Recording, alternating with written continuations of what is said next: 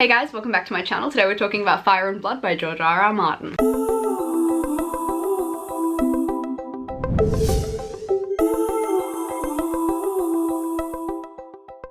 Are you right?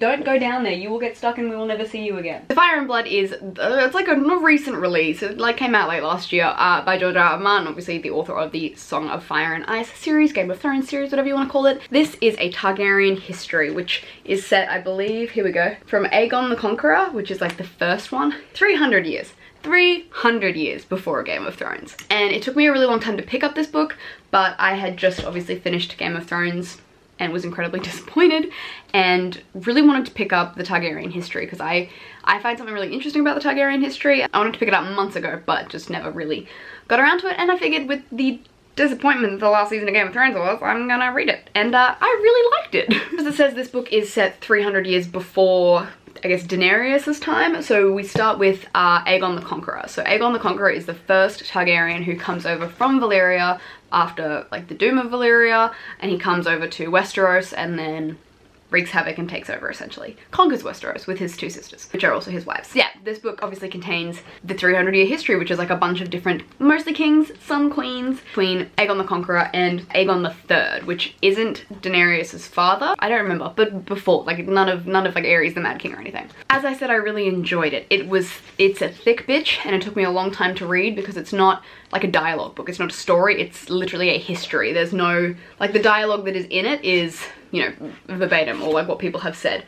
There's some art in it, which is cool. But yeah, it reads like a history. That being said, again, I really enjoyed it. We get to learn kind of more about the Targaryen history. We get to see some more dragons, although surprisingly not a lot of dragons. I mean, we see dragons, but I always for some reason think when you talk about dragons, they're more of like a familiar or a companion, like Toothless or Abraxas.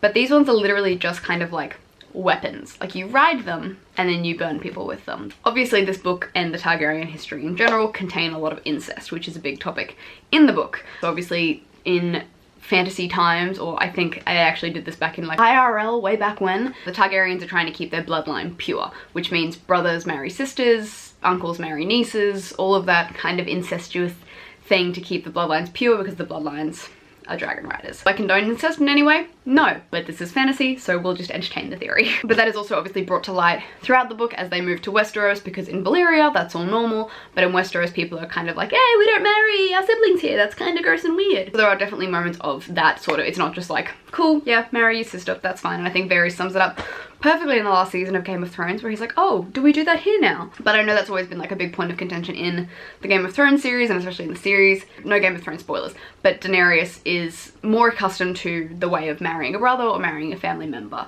whereas everyone in Westeros is like, that's fucking gross and weird. So understandable. We'll palm that, we'll shelf that to the side. That's where we're going with this. For the most part, I liked it. Towards the end, we get kind of 3 points of view, which is strange, like kind of 3 different tellings. So you get the Maester who has written the Targaryen history, and then you get another Maester who was kind of, it was like he was there, but then we also get like this weird point of view of like the court jester who was there through a few of the reigns of kings and queens. So we get like his crude, lewd sort of side, and then we have like the Maester's more proper side, I guess, which I liked and I disliked. Like it felt like it added to the story, but I also found it completely unnecessary. I was like, I would have read it regardless, but obviously the Maester who was writing the book wasn't there for the whole 300 years, so it's just one of those, it's an interesting writing choice, essentially. I couldn't even tell you my favorite characters.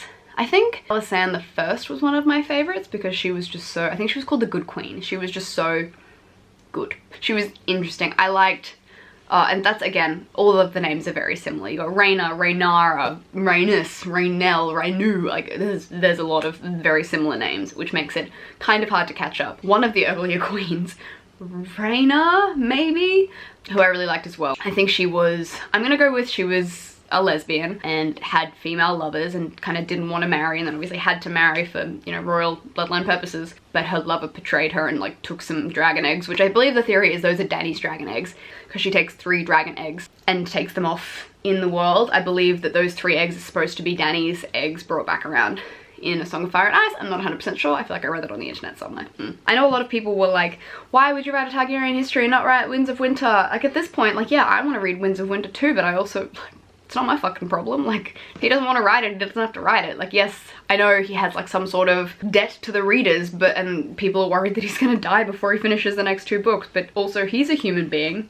If he doesn't want to write, he doesn't have to write. If he wants to, you know, take his time to make sure it's a decent book, let him. So yes, I would love to read The Winds of Winter and A Dream of Spring, but I could also wait. This was a very nice tide over in the meantime, so I'm happy with that. I'm down with it. I love dragon lore, hence why I read it. Those are my thoughts and feelings on Fire and Blood by George R. R. Martin. Let me know if you guys have read it in the comments down below, and I'll see you next time. Bye!